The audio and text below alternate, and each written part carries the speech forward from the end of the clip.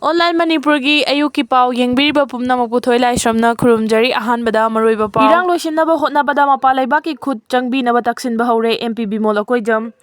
Manipuri thokliba chahi ani farakadauraba Erang asi BJP gi lengak asina loisinba ngamdrabanina Erang asi loisinaba hotnabada mateng pibinaba mapa laibaksingi embassy sing MP sing achoba company sing unaduna mahaki maikaidagi taksinba hore haina MP Oja Bimol akoijamna phongdokre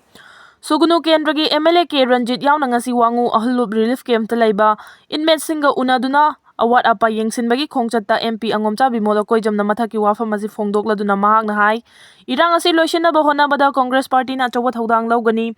Erang asina maram oiduna lanjenaduna relief camp singda lairiba inmate singi damak relief camp singda tonganba committee ama semduna field work chatpa hore Inmate singna thengnariba khudongchadaba sing lehendanaba thabak lokhatpinaba state amadi central lengakta haijagani masida tabidaba tarabadi mapan leibak singi mari lenaba singda haijagani haina sumhangna phongdoki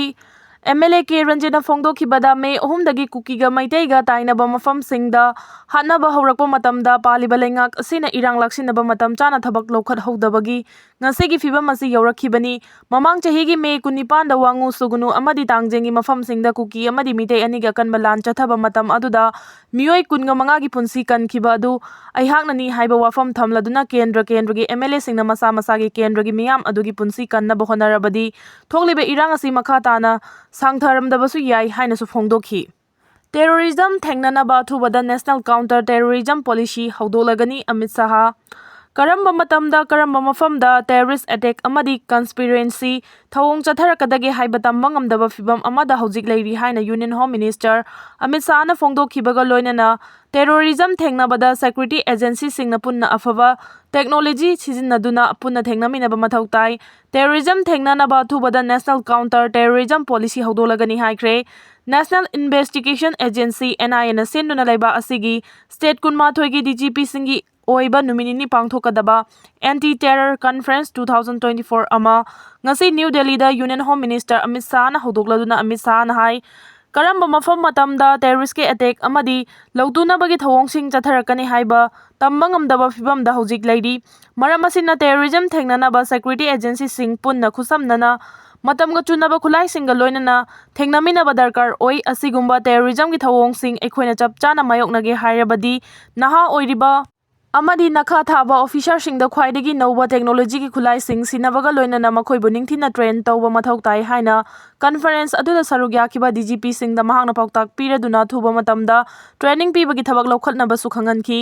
Terrorism Thengnanaba lenga ki khongthang ama oina tha amagi manungda Ministry of Home Affairs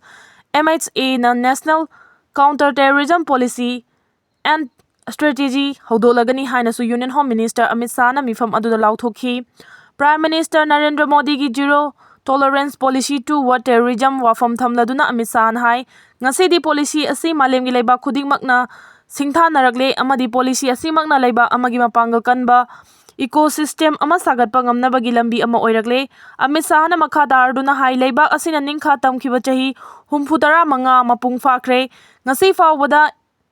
internal security ngaknaba honabada amadi leiba asigi ngamkhai ngaknaba honabada police personnel 36,468 mathauda thawai katkre makhoigi damak ngasi aihakna makhoibu ikai khumnaba unningi amadi makhoigi imung manung singbusu leiba asigi yenglaga thagatpa phongdogli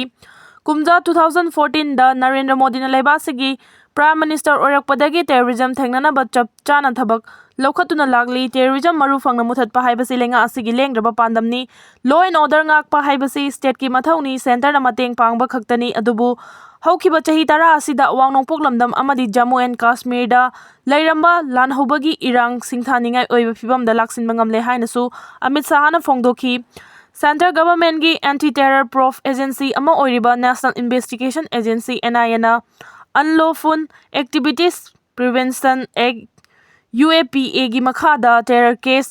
632 register tawbagi manungda case 498 ki charge sheet thangatkhre amadi case asida chenaba mioi chada 95 na phadok pikre haiba wafam thambaga loinana